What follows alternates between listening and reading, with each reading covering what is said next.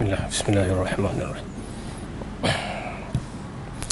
Bismillahirrahmanirrahim. Assalamualaikum warahmatullahi wabarakatuh. Innal hamdalillah nahmaduhu wa nasta'inuhu wa na'udzu billahi min shururi anfusina wa min sayyiati a'malina. May yahdihillahu fala mudilla lahu wa man yudlil fala hadiya lahu. Asyhadu an la ilaha illallah wahdahu la syarika lah wa asyhadu anna Muhammadan abduhu wa rasuluh. Allahumma salli wa sallim wa barik wa an'im ala habibina wa nabiyyina wa sayyidina Muhammad wa ala alihi wa ashabihi wattabi'ina wa tabi'ihim bi ihsanin ila yaumiddin, amma ba'd. Hadirin hadirat, muslimin muslimat, mudah-mudahan dirahmati Allah Subhanahu wa taala.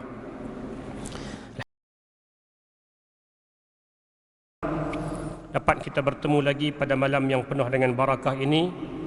Mudah-mudahan Allah Subhanahu wa taala memberikan kebaikan, keberkatan, kerahmatannya kepada kita bersama insya-Allah.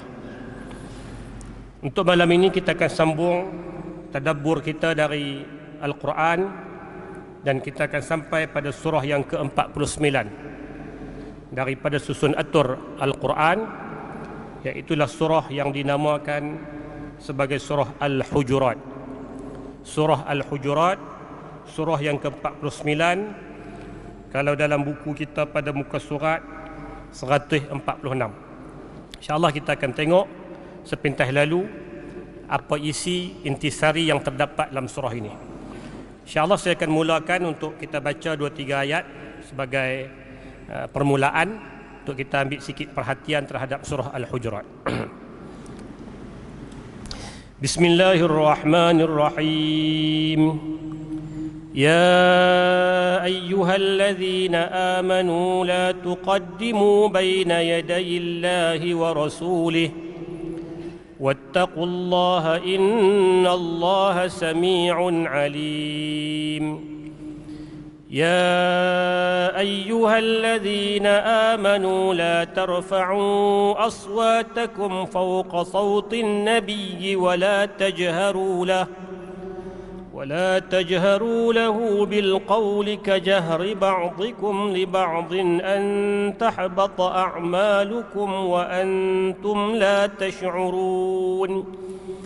إن الذين يغضون أصواتهم عند رسول الله أولئك الذين امتحن الله قلوبهم للتقوى لهم مغفرة وأجر عظيم.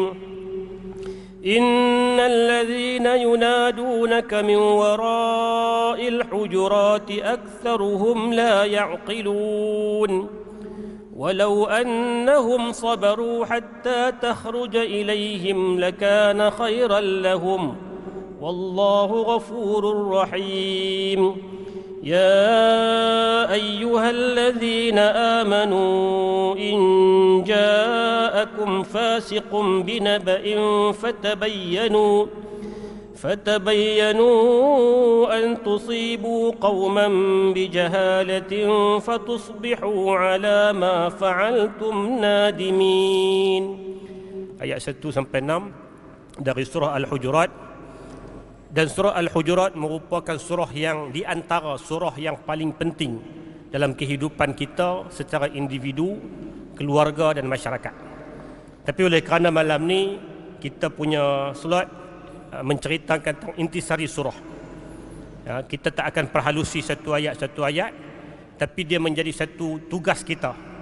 Ada masa, ada ruang, ada peluang, kita baca satu-satu ayat, buka terjemahan, tengok huraian-huraian, dan kalau ada orang buat kuliah-kuliah di mana tentang surah Al-Hujurat, cuba kita hadirkan.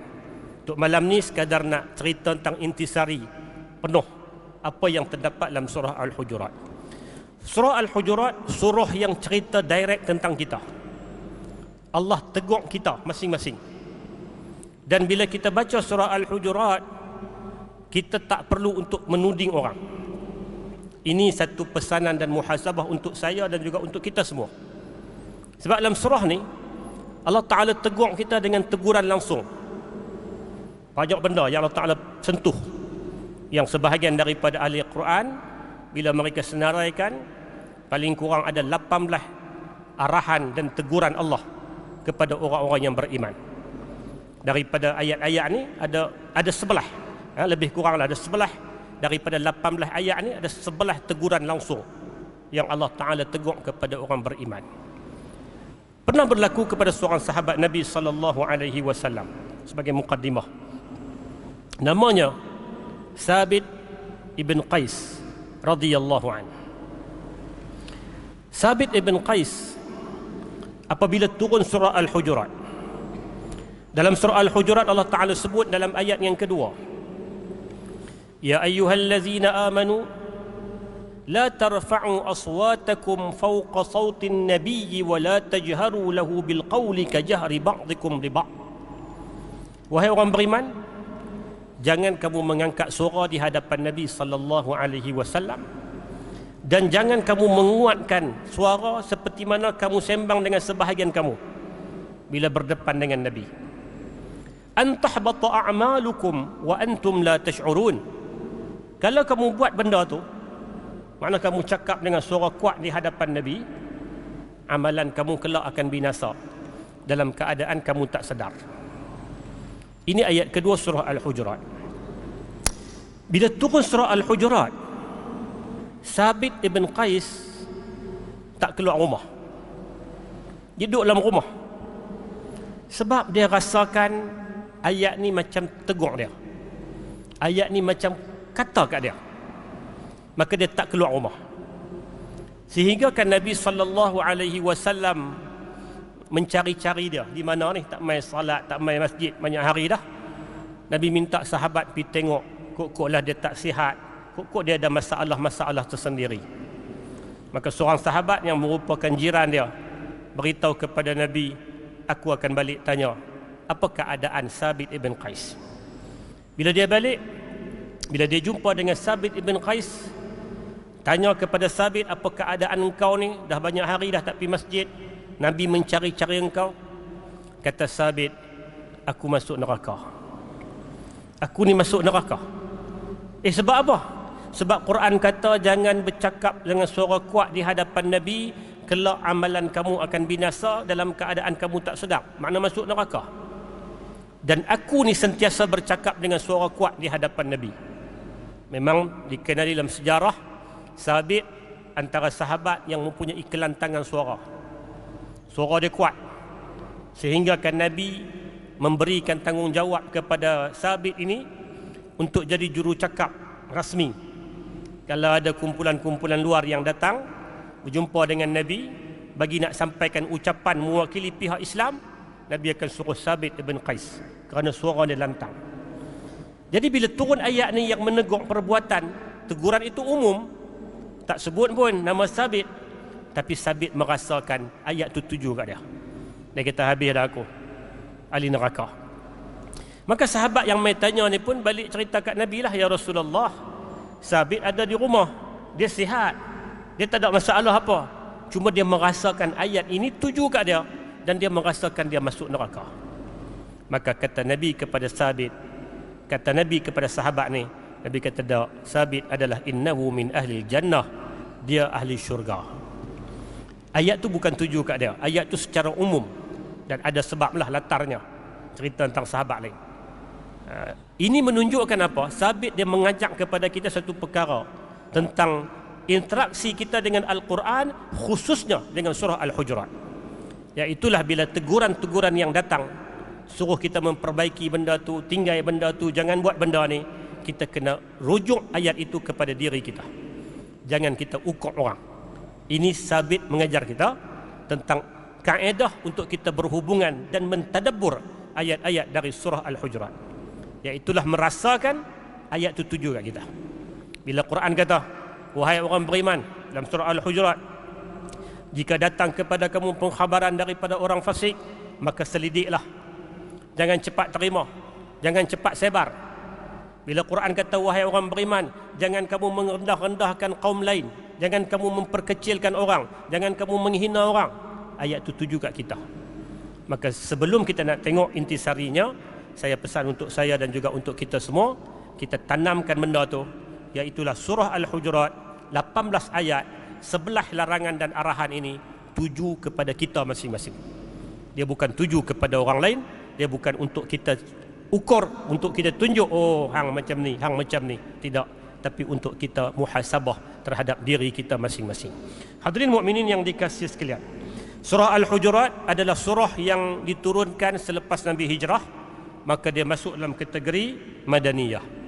Ya, masuk dalam kategori Madaniyah, mempunyai 18 ayat. Maknanya tidak panjang, tidak pendek. Dalam mushaf Al-Quran dia ada 2 muka surat setengah. 18 ayat ni 2 muka surat setengah.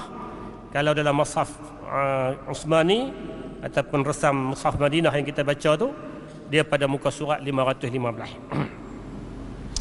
Mempunyai 340 patah perkataan dalam surah ini. Bermula dari ayat 1 sampai ayat 18, jumlah perkataan yang terdapat dihitung satu persatu, keseluruhannya 340 perkataan. Dan mempunyai 1476 jumlah huruf yang terdapat dalam keseluruhan surah Al-Hujurat. Dia berada pada juzuk yang ke-26. Surah ini berada pada juzuk yang ke-26. Nama surah ini disebut pada ayat yang keempat. Allah Ta'ala sebut dalam ayat yang keempat, innal ladzina yunadunaka min wara'il hujurati aktsaruhum la yaqilun. Sesungguhnya orang-orang yang memanggil engkau wahai Muhammad dari luar bilik-bilik engkau, kebanyakan mereka tidak mempunyai akal. Ayat ini ada sebab penurunan dia, insya-Allah nanti kita sebut. Al-Hujurat makna dia bilik, merujuk kepada bilik-bilik Nabi sallallahu alaihi wasallam ataupun bilik-bilik isteri Nabi. Sebab apa Quran gunakan perkataan bilik? Kerana kediaman Nabi yang dengan isteri-isteri dia ni, nak disebut rumah pun tak sampai maksud. Dengan ruang keluasan yang sederhana, dengan keadaannya yang untuk rehat, untuk sesuai macam tu saja, maka Quran menggunakan istilah bilik. Ya, bilik. Disebut Al-Hujurat, kataan jamak, bilik-bilik isteri Nabi. Ya, kalau dari sudut lokasinya, tuan-tuan yang pernah pergi ke Madinah, tuan-tuan ziarah Nabi sallallahu alaihi wasallam, maqam Nabi itu adalah bilik Aisyah radhiyallahu anha. Itulah rumah Aisyah. Kerana bila Nabi wafat di rumah Aisyah, para sahabat berbincang, kita nak kebumikan Nabi ini di mana? Sehingga kata Abu Bakar As-Siddiq, aku pernah mendengar Nabi sallallahu alaihi wasallam beritahu, setiap para anbiya mereka disemadikan, dikebumikan di tempat mereka wafat. Maka sahabat-sahabat pun buat satu kesepakatan kebumikan Nabi di tempat dia wafat, iaitulah bilik Aisyah. Di sebelah depan itu bilik Hafsah. Kemudian ada bilik Saudah. Kemudian menghala ke arah belakang adalah rumah-rumah isteri Nabi yang lain, seperti Ummu Salamah, Ummu Habibah, Juwairiyah dan sebagainya. Jadi semua bilik-bilik isteri Nabi ini yang ada 9 orang, dia berada di kawasan sekitar. Yang hari ini kalau tuan-tuan pergi Madinah, kesemuanya telah masuk dalam komplek Masjid Nabawi. Kesemuanya telah berada dalam kawasan masjid pada hari ini. Surah ini juga dinamakan sebahagian ahli tafsir dengan nama Surah Al-Akhlaq, surah adab, surah akhlak, surah yang mengajar arti nilai kehidupan sebagai seorang mukmin. Dalam surah ini ada 5 kali seruan yang Allah Ta'ala mula dengan ya ayyuhallazina amanu, wahai orang-orang yang beriman. Dalam Quran ni banyak ayat-ayat yang bermula dengan ya ayyuhallazina amanu, banyak. Dalam surah ni, dalam surah Al-Hujurat sahaja terdapat 5 ayat yang Allah mula dengan panggilan ya ayyuhallazina amanu, wahai orang-orang yang beriman. Satu panggilan yang paling mesra. Dia berada pada ayat pertama, ayat kedua, ayat ke-6, kemudian ayat yang ke-11 dan ayat yang ke-12. Semua itu bermula dengan ya ayyuhallazina amanu, wahai orang-orang yang beriman. Kata Abdullah ibn Mas'ud, seorang sahabat Nabi yang cukup hebat dalam Al-Quran, dia kata apabila datang ayat-ayat yang bermula dengan ya ayyuhallazina amanu, hendaklah kalian berikan perhatian yang lebih, kerana di sana akan ada arahan atau larangan yang sangat penting untuk dihayati. Ini kata Abdullah bin Mas'ud. Kita baca Quran, kita lintas pada ayat ya ayyuhallazina amanu, kata dia beri perhatian yang lebih, kerana di situ akan ada arahan ataupun larangan.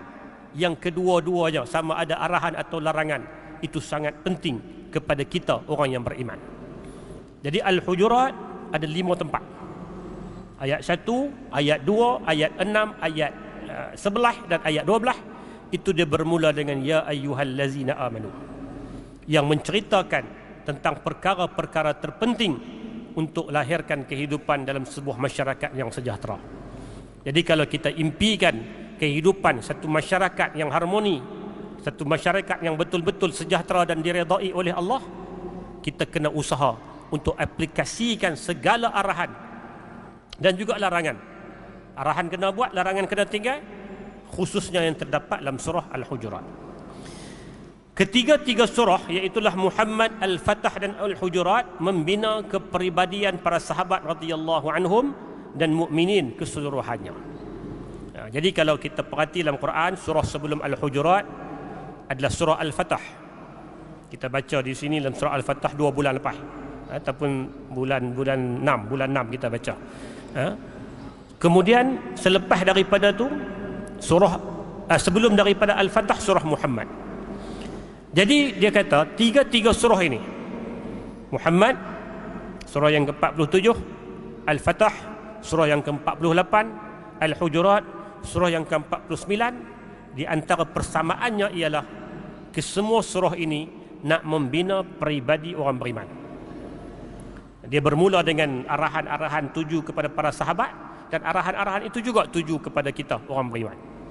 Jadi kalau kita kata nak jadi manusia beriman yang betul-betul menepati keimanan dan akhirnya membentuk satu masyarakat yang betul-betul hebat, kena perhati 3 surah ini, Muhammad, Al-Fatah dan Al-Hujurat. Dan di antara 3 ni, yang paling penting adalah surah Al-Hujurat. Surah yang ke-106 turun kepada Rasulullah sallallahu alaihi wasallam pada tahun ke-9 Hijrah. Jadi surah ni kalau ikut penurunan, dia surah yang ke-106 turun. Maknanya hujung lah. Sebab Quran ni ada 114. Dia nombor 106 ketika diturunkan. Tapi dalam mushaf diletakkan pada nombor 49. Dan semua ni adalah tauqifi, arahan dari Allah Subhanahu wa taala. Dia turun bila? Tahun ke-9 Hijrah. 2 tahun terakhir dari kehidupan Nabi, 9 dan 10, tahun tu tak banyak turun ayat. Quran dah hampir sempurna, hampir lengkap. Turunlah tapi sekali-sekala. Di antara surah yang turun dalam fasa tu adalah surah Al-Hujurat. Tahun 9, tahun ini dikenali dengan Amul Wufud, iaitu tahun baginda sallallahu alaihi wasallam menerima ramai delegasi luar dari Madinah dan seantero Jazirah Arab. Dia turun bila? Tahun 9. Tahun 9 ni disebut sebagai Amul Wufud dalam sirah. Wufud makna delegasi. Di mana tahun ini ramai orang-orang yang luar daripada Madinah, termasuklah yang duduk jauh-jauh daripada Jazirah Arab ni, datang untuk mengucap 2 kalimah syahadah. Amul Wufud. Sebab peristiwa Fathu Makkah berlaku tahun ke-8. Dan selepas Fathu Makkah, apa kesan paling besar? Allah Ta'ala sebut dalam surah An-Nasr, wa ra'aitan nas yadkhuluna fi dinillahi afwaja. Kamu akan melihat orang ramai masuk Islam secara berbondong-bondong, beramai-ramai. Maka tahun ke-9 ni banyaklah delegasi-delegasi dari luar, dari Bani, dari kabilah-kabilah Arab ni datang mai jumpa Nabi, tanya tentang Islam, berminat dan masuk Islam. Jadi ini berlaku pada tahun ke-9. Di celah-celah inilah surah Al-Hujurat turun. Maka surah ini memaparkan asas-asas pembinaan komuniti dan adab-adab bermasyarakat sesama Muslim dan bukan Muslim yang nyata berbeza daripada mana-mana peradaban dunia dan negara yang bukan Muslim yang lain. Jadi oleh kerana surah ini turun dalam keadaan ramai orang masuk Islam dan mereka datang daripada tempat yang bukan Islam, maka di antara isi utama kepada surah ini cerita tentang macam mana nak hidup secara manusia, bermasyarakat ni macam mana. Sama ada hubungan dengan orang Islam ataupun hubungan dengan bukan Islam. Sebab itu di antara keistimewaan surah Al-Hujurat, tuan-tuan, adalah surah yang boleh dijadikan sebagai bahan awal untuk menarik orang-orang bukan Islam kenal kepada Islam. Ini surah ni. Surah ni di antara benda yang boleh dijadikan sebagai bahan paling awal. Usaha paling awal untuk kita, kalaulah kita ada kecenderungan untuk nak sebarkan agama, usaha yang boleh kita buat mula apa?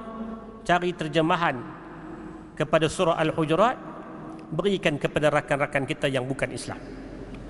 Mungkin kita ada kawan-kawan kerja, kita ada jiran.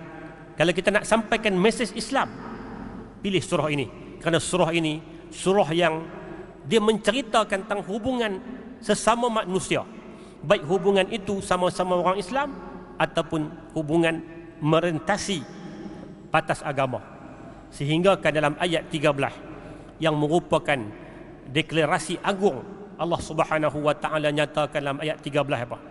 Tentang muka dalam surah Al-Hujurat ayat 13. Ya ayuhan nas, inna khalaqnakum min dzakarin wa untha wa ja'alnakum syu'uban wa qabaila lita'arafu inna akramakum indallahi atqakum. Wahai manusia, selepas Allah habiskan 5 ayat yang bermula dengan ya ayyuhallazina amanu, masuk ayat 13 Allah kata wahai manusia. Tak kira beriman ke tidak, Allah Ta'ala bagi tahu kami jadikan manusia min dzakarin wa untha, ada lelaki ada perempuan. Waja'alnakum syu'uban wa qabaila lita'arafu, kami jadikan manusia itu berbangsa-bangsa dan berpuak-puak. Satu tujuan utama, lita'arafu, untuk kalian saling kenal mengenal.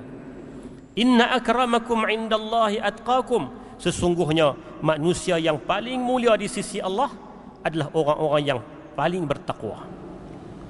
Paling bertakwa. Sebab itu kata Ibn Taymiyah rahimahullahu ta'ala dalam satu ungkapan, dia kata laisa fi kitabillahi ayatan wahidah yamdahu fiha ahadun binasabihi wa la yadhummu binasabihi wa innama yumdahu bil imani wat taqwa wa yadhummu bil kufri wal fusuq wal asyan.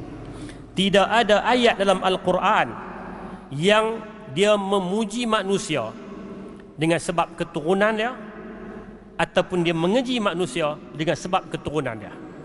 Tetapi dalam Al-Quran Allah puji manusia kerana iman dan taqwa, Allah keji manusia, Allah hina manusia kerana kekufuran dan kemaksiatan. Maknanya apa? Manusia dibezakan di sisi Allah dengan taqwa, bukan dengan keturunan, bukan dengan warna kulit, bukan dengan latar biasa, tapi Allah Ta'ala akan, manusia ini dibezakan di sisi Allah dengan sebab ketakwaan pada Allah Subhanahu wa taala. Ayat keempat turun selepas peristiwa Bani Tamim yang menziarahi Rasulullah sallallahu alaihi wasallam di Madinah pada tahun ke-9 Hijrah. Namun mereka memanggil Rasulullah dengan suara yang keras dari balik bilik isteri-isteri baginda sallallahu alaihi wasallam.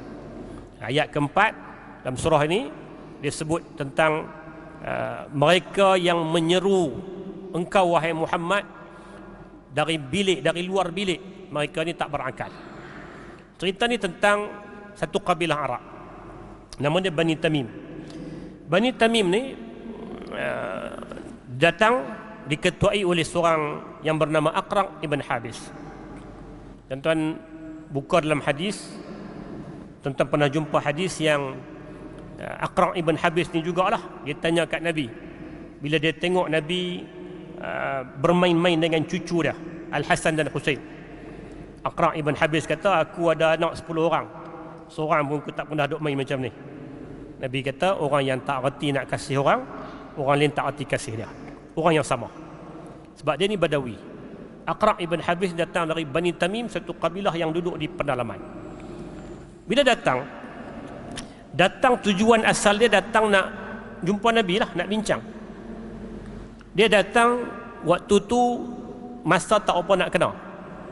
Masa tu Nabi berehat. Kan Nabi ni kalau kita baca dalam kitab tentang Syama'il Nabawiyah, tentang kehidupan Nabi sehari-harian, antara aktiviti Nabi selepas daripada Nabi salat subuh, Nabi berzikir, Nabi balik, kemudian Nabi mai semula masjid, Nabi bertemu dengan orang, Nabi menjawab persoalan, kemudian Nabi balik rumah. Sebelum dari zuhur, Nabi akan isi masa dengan rehat lah, ataupun disebut dalam istilahnya qailulah.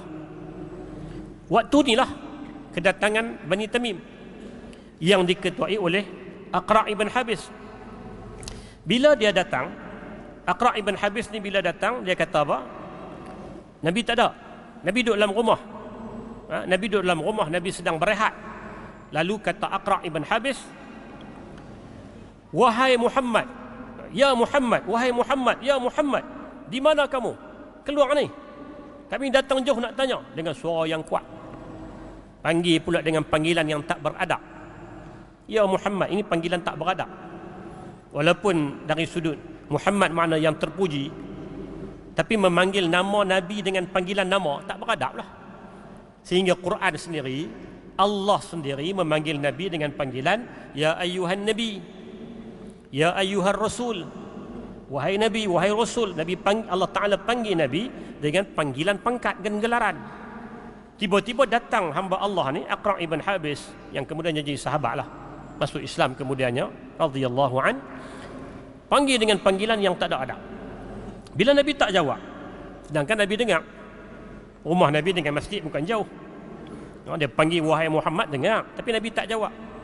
Lalu dia ulangi lagi panggilan, dan dia keluarkan ayat yang berbentuk paksaan.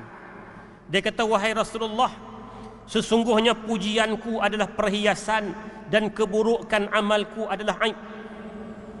Maknanya apa? Kata-kata tu membawa maksud apa? Sebelum aku naik angin, sebelum aku buat tindakan-tindakan yang gila ni, Muhammad mai keluar. Sebab bila aku cakap pujian aku maneh. Tapi bila aku bercakap kejian, tak gamak siapa-siapa nak dengar. Ni dia bagi warning kat Nabi. Nabi tak jawab.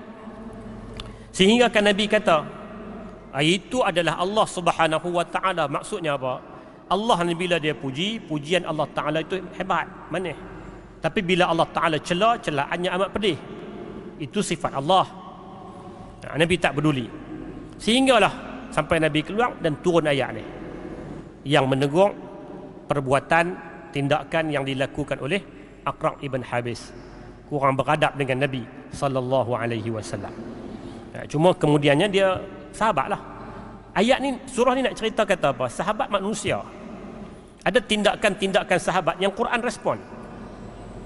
Sebab dalam surah Al-Fatah, surah sebelum ni, cerita tentang sahabat, orang hebat.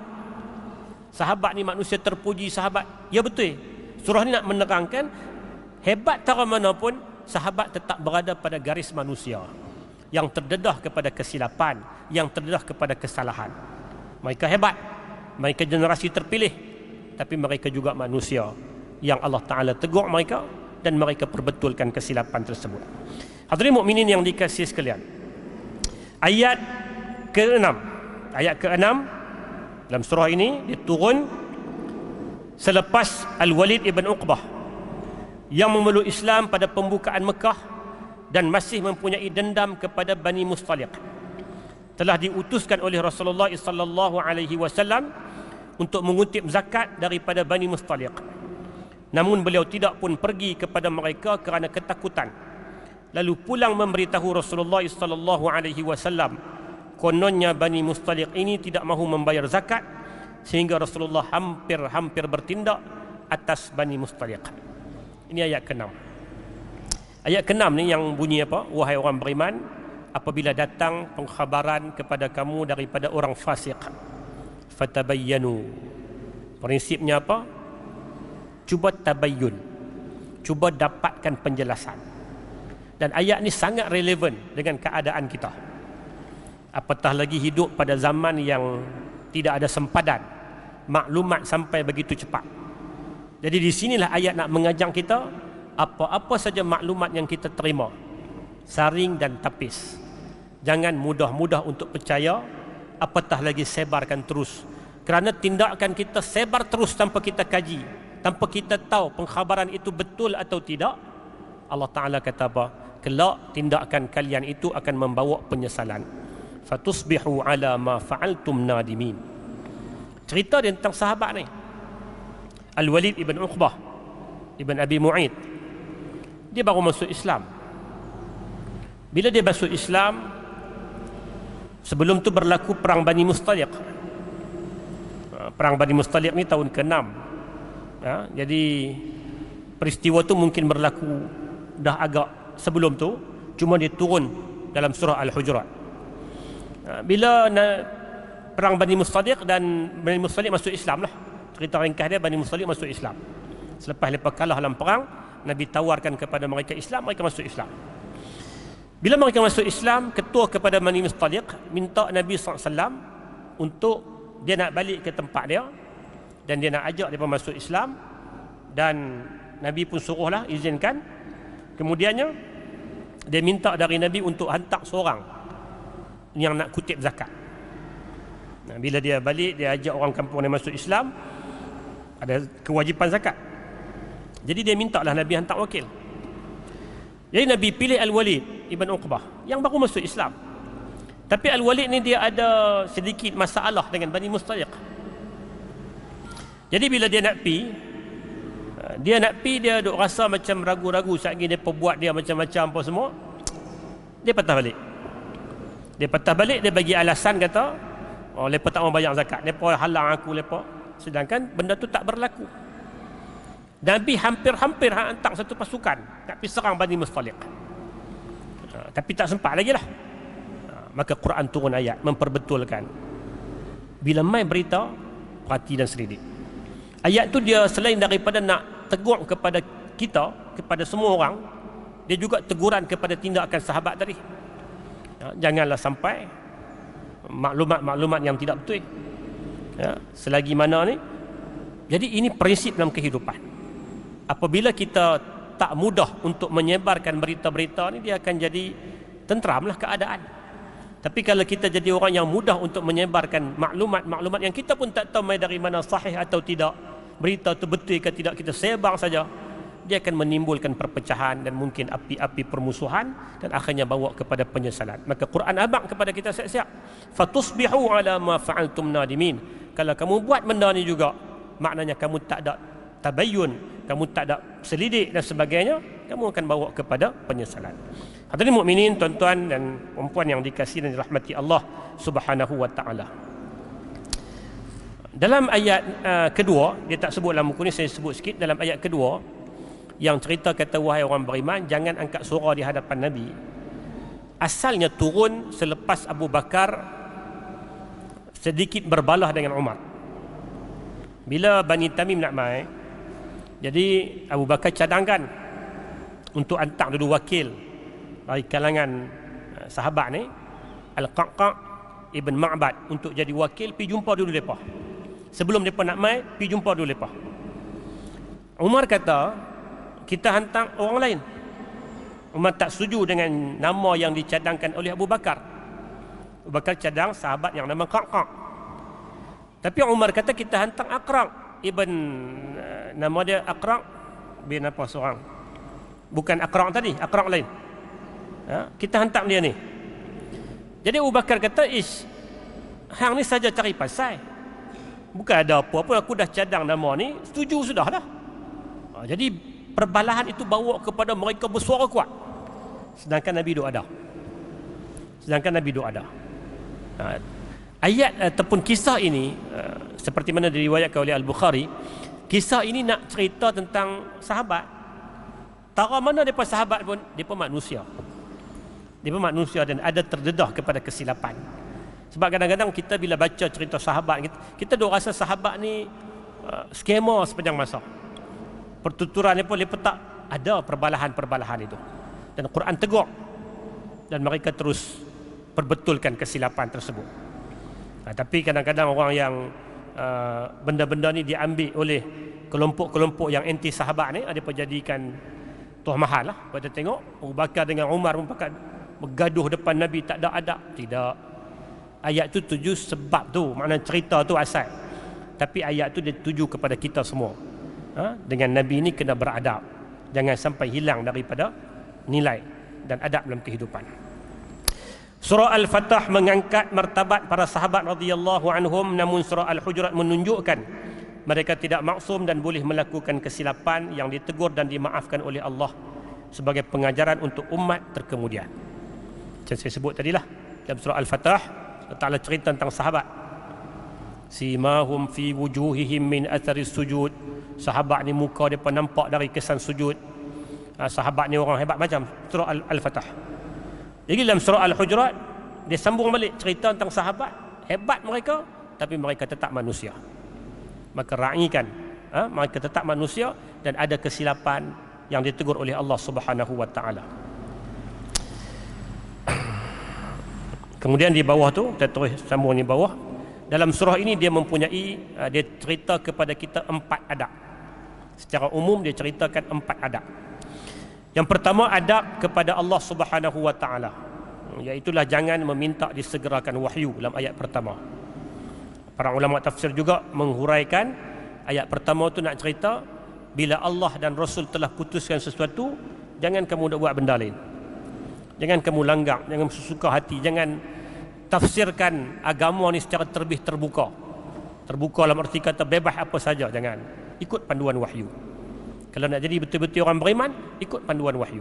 Apa yang Allah putuskan, apa yang Allah tekankan dan apa yang Nabi sebut, itulah ikut. Jangan kamu rasa kena pilih yang lain, kesesuaian pada waktu, tidak. Kerana selagi mana kamu beriman, kamu hendaklah menurut segala wahyu Allah Subhanahu wa taala. Adab yang kedua, adab kepada Rasulullah, iaitulah jangan meninggi suara kepada Rasulullah SAW. Dalam ayat kedua sampai kelima, cerita tentang adab. Walaupun dia turun dia cerita tentang sahabat, kita ni tak ada dah dengan Nabi, tapi tetap kita kena beradab dengan Nabi. Apa tanda beradab dengan Nabi? Kita hormat Nabi, kita ikut segala sunnah-sunnah Nabi. Itu makna kita beradab dengan Nabi. Walaupun kita tak ada dah Nabi, panggilan Nabi kena ni. Sebab tu panggilan dengan Ya Muhammad kurang tepat. Ada dalam nasyid-nasyid, dalam qasidah yang kadang-kadang kita sebut seruan panggil Nabi dengan Ya Muhammad, kurang tepat itu. Itu kenapa betul itu? Dalam rangkap-rangkap syair kan, lagu-lagu ada Ya Muhammad tak betul, kurang betul. Kalau Ya Rasulullah, Ya Mukarram, Ya Mumajjad, itu panggilan-panggilan menghormati, okey. Tapi panggilan dengan nama itu kurang ada. Demikianlah kalau kita sembang dalam konteks semasa, konteks yang lebih luas, kita ni pergi ziarah Nabi SAW Madinah, ziarah maqam Nabi. Ziarah maqam Nabi kena teringat ayat ni. Allah Ta'ala kata jangan angkat suara. Tapi hari ini orang pergi ziarah maqam Nabi berebut, cakap suara kuat, sehingga kan lupa yang mereka ziarah ni Nabi. Tulis dekat maqam tu, ya ayat ni tulis besar-besar. Tapi kadang-kadang orang terlupa. Kalut ada yang nak buat rakaman lah apalah, sehingga menghilangkan nilai adab kita dengan Nabi SAW. Bayangkan kalau Nabi ada waktu tu, boleh tak kita berbicara sehingga kan cakap-cakap yang menghilangkan tata cara dan adab kita. Yang ketiga, adab sesama kaum mukminin. Jangan mudah menerima berita daripada orang fasik yang mahu memecah belahkan. Jangan mencerca dan berburuk sangka.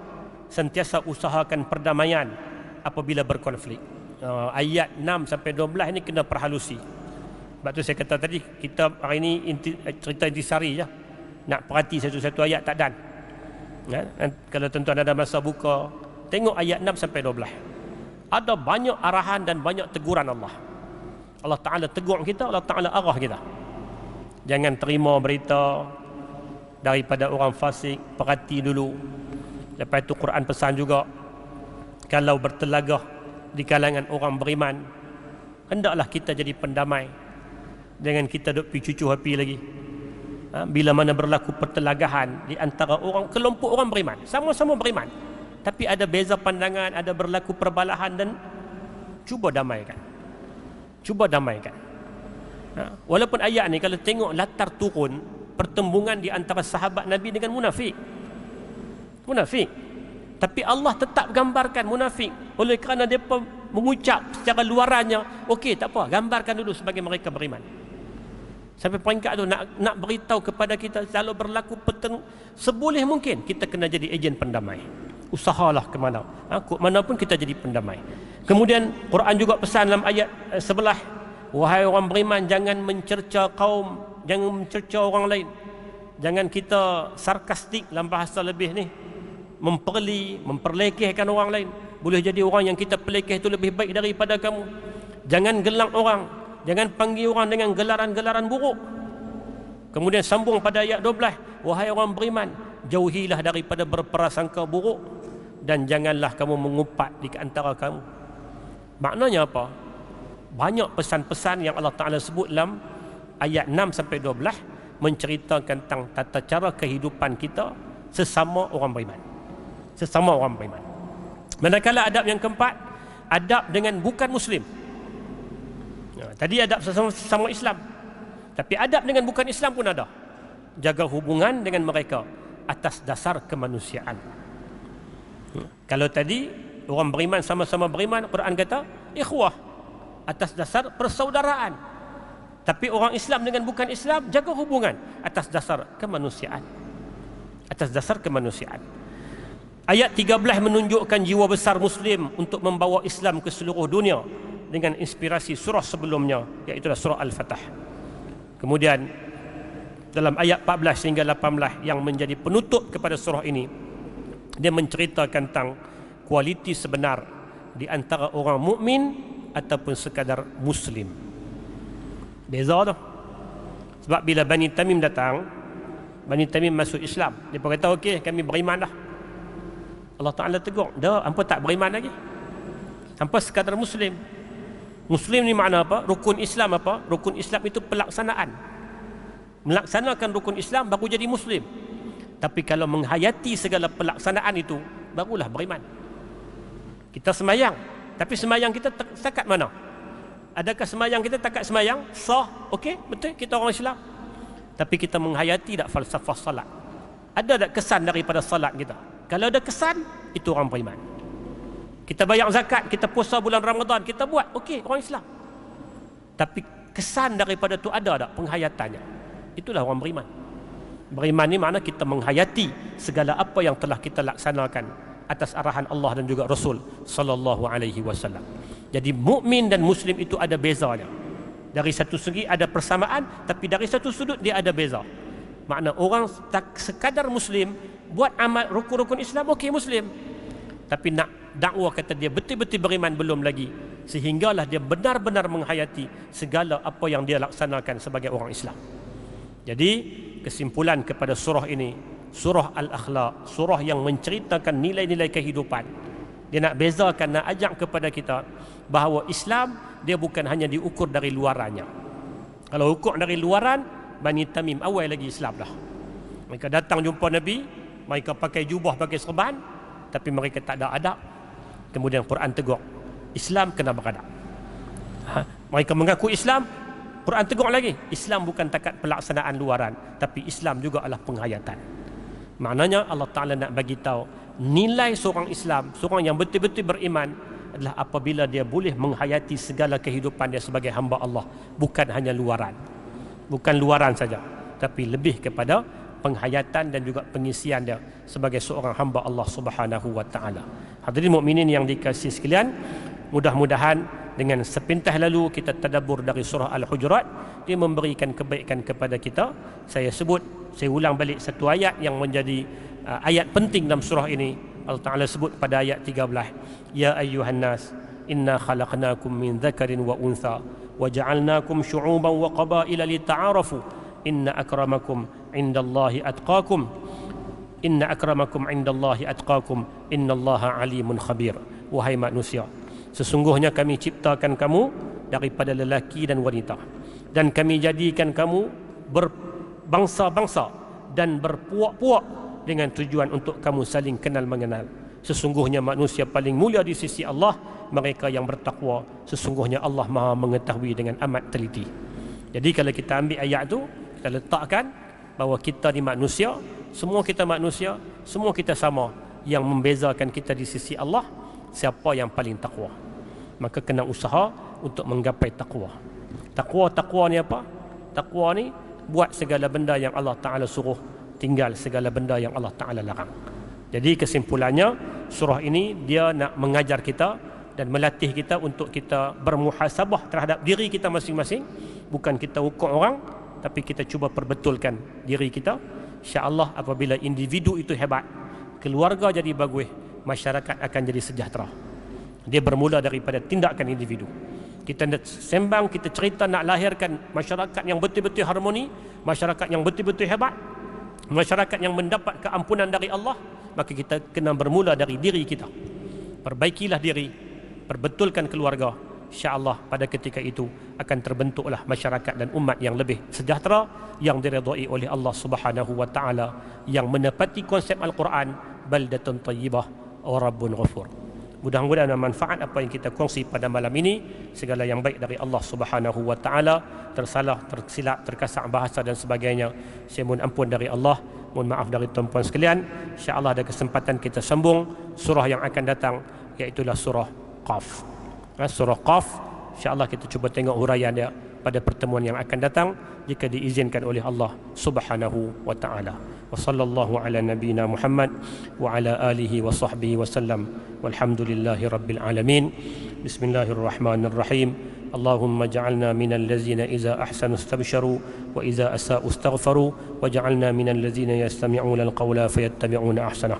اللهم استر عيوبنا وعيوب المعلمين عنا ولا تذهب بركة علومهم عنا برحمتك يا أرحم الراحمين. ربنا آتنا في الدنيا حسنة وفي الآخرة حسنة وقنا عذاب النار. صلى الله على محمد وعلى آله وصحبه وسلم والحمد لله رب العالمين. أقول قولي هذا وأستغفر الله العظيم لي ولكم والسلام عليكم ورحمة الله وبركاته.